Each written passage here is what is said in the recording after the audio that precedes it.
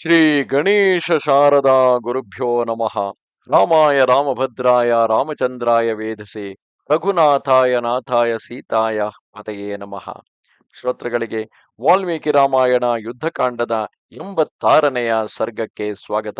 ಹಿಂದಿನ ಅಧ್ಯಾಯದಲ್ಲಿ ಇಂದ್ರಜಿತುವು ಮಾಯಾಸೀತೆಯನ್ನು ಕೊಂದು ಹನುಮಂತನಲ್ಲಿ ಮೋಹವನ್ನುಂಟು ಮಾಡಿ ಅದನ್ನು ಆತ ಶ್ರೀರಾಮನಿಗೆ ಹೇಳಿದಾಗ ಆತನು ಮೋಹಗ್ರಸ್ತನಾಗಿ ಕೆಳಗೆ ಬಿದ್ದಾಗ ಆ ಜಾಗಕ್ಕೆ ಬಂದಂತಹ ವಿಭೀಷಣನು ಇದೆಲ್ಲವೂ ಇಂದ್ರಜಿತುವಿನ ಮಾಯೆ ಎಂದು ತಿಳಿಸಿ ಆತನು ಈಗ ನಿಕುಂಬಿಳಾ ಕ್ಷೇತ್ರಕ್ಕೆ ಹೋಗಿ ಅಲ್ಲಿ ಯಾಗವನ್ನು ಆರಂಭಿಸಿದ್ದಾನೆ.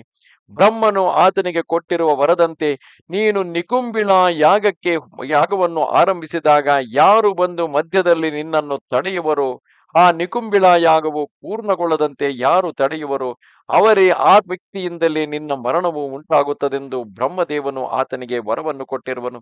ಆ ಕಾರಣದಿಂದಾಗಿ ಈಗ ಏನಾದರೂ ಮಾಡಿ ಲಕ್ಷ್ಮಣನನ್ನು ಕರೆದುಕೊಂಡು ಹೋಗಿ ಆ ಯಾಗಕ್ಕೆ ವಿಘ್ನವನ್ನುಂಟು ಮಾಡಬೇಕು. ಆಗ ಲಕ್ಷ್ಮಣನ ಕೈಯಿಂದಲೇ ಆ ವಿಭೀಷಣನು ಹತನಾಗುತ್ತಾನೆಂದು ಹೇಳಿ ಆ ಲಕ್ಷ್ಮಣನ ಕೈಯಿಂದಲೇ ಇಂದ್ರಜಿತ್ತುವು ಹತನಾಗುತ್ತಾನೆಂದು ಹೇಳಿ ಆ ವಿಭೀಷಣನು ಲಕ್ಷ್ಮಣನನ್ನು ಕರೆದುಕೊಂಡು ಹೋಗಲು ರಾಮನ ಅನುಮತಿಯನ್ನು ಬೇಡುತ್ತಿರುವನು. ಆಗ ರಾಮನು ಕೂಡ ಲಕ್ಷ್ಮಣನನ್ನು ಅನುಗ್ರಹಿಸಿ ವಿಭೀಷಣನೊಡನೆ ಕಳಿಸಿಕೊಡುತ್ತಿರುವನು. ಈ ಪರಿಸ್ಥಿತಿಯಲ್ಲಿ ರಾವಣಾನುಜನಾದ ವಿಭೀಷಣನು ಅರ್ಥ ಸಾಧಕವೂ ಶತ್ರುಗಳಿಗೆ ಅಹಿತಕಾರಿಯೂ ಆದ ಮಾತನ್ನು ಲಕ್ಷ್ಮಣನಿಗೆ ಈ ರೀತಿ ನುಡಿದನು. ಕಾರ್ಮೋಡದಂತಿರುವ ಈ ರಾಕ್ಷಸ ಸೈನ್ಯ ಕಾಣಿಸುತ್ತಿದೆಯಷ್ಟೇ. ಬೇಗನೆ ಇದರ ಮೇಲೆ ಮರಗಳನ್ನೇ ಆಯುಧಗಳನ್ನಾಗಿ ಉಳ್ಳ ಕಪಿಗಳ ಸಹಾಯ ಪಡೆದು ಯುದ್ಧ ಮಾಡು. ಲಕ್ಷ್ಮಣ, ಈ ಮಹತ್ತಾದ ಸೈನ್ಯವನ್ನು ಭೇದಿಸಲು ಯತ್ನಿಸು. ಇದು ಭಿನ್ನವಾದರೆ ರಾಕ್ಷಸ ರಾಜನ ಕುಮಾರನು ಅಲ್ಲಿ ಕಾಣಿಸಿಕೊಳ್ಳುವನು.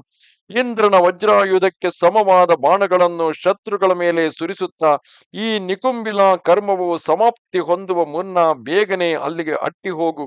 ವೀರನೇ, ದುರಾತ್ಮನು, ಮಾಯಾವಿಯು, ಧರ್ಮರಹಿತನು, ಕ್ರೂರ ಕರ್ಮಿಯು, ಸರ್ವ ಲೋಕಗಳಿಗೂ ಭಯವನ್ನು ಉಂಟು ಮಾಡುವವನು ಆದ ಈ ರಾವಣಿಯನ್ನು ಅಂದರೆ ಇಂದ್ರಜಿತ್ತುವನ್ನು ಜಯಿಸು.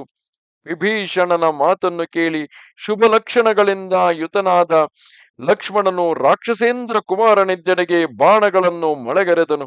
ಕರಡಿಗಳು, ವಾನರರು, ಗಿರಿ ಮರ ಉಗುರುಗಳಿಂದ ಸಿದ್ಧ ಮಾಡುವವರಾಗಿ ನಿಂತಿದ್ದ ಆ ಸೈನ್ಯದ ಮೇಲೆ ಒಟ್ಟುಗೂಡಿ ಓಡಿ ಬಂದರು. ರಾಕ್ಷಸರು ಸಹ ಕಪಿಸೈನ್ಯವನ್ನು ಹೊಡೆಯಲಿಚ್ಛಿಸುತ್ತಾ ಹರಿತವಾದ ಬಾಣಗಳಿಂದಲೂ ಎತ್ತಿ ಹಿಡಿದ ಕತ್ತಿ ಶಕ್ತಿ ತೋಮರಗಳಿಂದಲೂ ಸಿದ್ಧರಾಗಿ ನಿಂತರು. ತುಮುಲವಾದ ಹೊಡೆದಾಟವು ಕಪಿ ರಾಕ್ಷಸರಿಗೆ ಉಂಟಾಗಿ ಲಂಕೆಯಲ್ಲಿ ಎಲ್ಲೆಲ್ಲಿಯೂ ಅಧಿಕವಾದ ಅದರ ಶಬ್ದವು ಕೇಳಿಬರುತ್ತಿತ್ತು. ಬಗೆ ಬಗೆಯ ಆಕಾರದ ಆಯುಧಗಳಿಂದಲೂ ಹರಿತವಾದ ಬಾಣಗಳಿಂದಲೂ ಮರಗಳಿಂದಲೂ ಹಿಡಿದೆತ್ತಿದ ಬೆಟ್ಟದ ಶಿಖರಗಳಿಂದಲೂ ಆಕಾಶವು ಭಯಂಕರವಾಗಿ ಕವಿಯಿತು.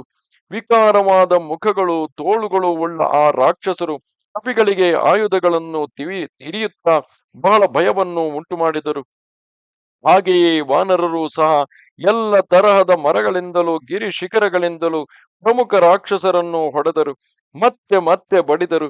ಮಹಾಶರೀರಿಗಳು, ಮಹಾಬಲರು ಆದ ಕಪಿ ಕರಡಿಗಳಲ್ಲಿ ಪ್ರಮುಖರಾದವರು ರಾಕ್ಷಸರನ್ನು ಸದೆಬಡಿಯುತ್ತಾ ಅವರಲ್ಲಿ ಮಹತ್ತಾದ ಭಯವನ್ನು ಉಂಟು ಮಾಡಿದರು. ಶತ್ರುಗಳ ಹೊಡೆತಕ್ಕೆ ಸಿಕ್ಕಿದ ತನ್ನ ಸೈನ್ಯವು ಪರಿತಪಿಸುತ್ತಿರುವುದನ್ನು ಕೇಳಿ ಅಜೇಯನಾದ ಇಂದ್ರಜಿತ್ತುವು ಆ ಕರ್ಮವನ್ನು ಪೂರ್ಣಗೊಳಿಸಲಾರದೆ ಮೇಲಕ್ಕೆದ್ದನು. ಕೋಪಗೊಂಡ ಆ ರಾವಣಿಯು ಮರಗಳ ಮರೆಯಿಂದ ಹೊರಬಂದು ಮೊದಲೇ ಕುದುರೆಗಳನ್ನು ಕಟ್ಟಿ ಸಿದ್ಧವಾಗಿದ್ದ ರಥವನ್ನು ಹತ್ತಿದನು.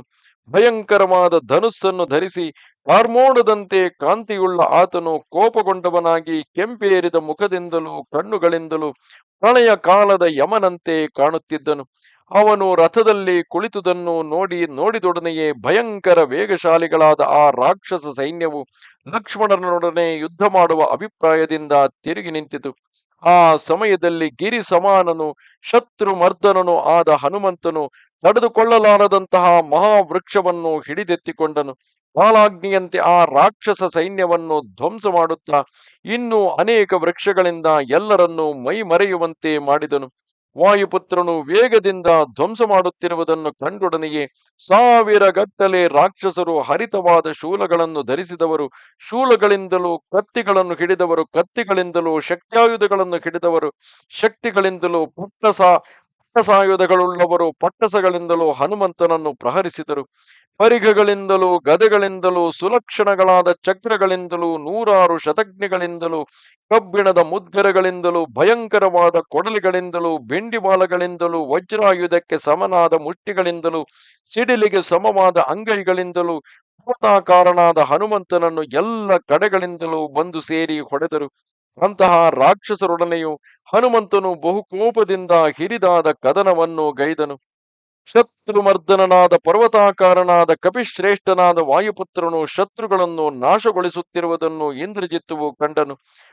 ಒಡನೆಯೇ ಸಾರಥಿಗೆ, ಆ ವಾನರನಿರುವಲ್ಲಿಗೆ ಹೋಗು, ಉಪೇಕ್ಷೆ ಮಾಡಿದರೆ ನಮ್ಮ ರಾಕ್ಷಸರನ್ನು ನಾಶ ಮಾಡಿಬಿಡುವನು ಎಂದನು. ಹೀಗೆನ್ನಲು ಸಾರಥಿಯು ರಥದಲ್ಲಿ ಕುಳಿತಿರುವ ಅತ್ಯಂತ ಅಜೇಯನಾದ ಇಂದ್ರಜಿತ್ತನ್ನು ಆ ಮಾರುತಿ ಇದ್ದಲ್ಲಿಗೆ ಕರೆದೊಯ್ದನು. ಅಲ್ಲಿಗೆ ಬಂದು ಸೇರಿ ಅಜೇಯನಾದ ಆ ರಾಕ್ಷಸನು ವಾನರನ ತಲೆಯಲ್ಲಿ ಬಾಣಗಳನ್ನು, ಕತ್ತಿ ಪಟ್ಟಸಗಳನ್ನು, ಕೊಡಲುಗಳನ್ನು ಸುರಿಮಳೆಗರೆದನು.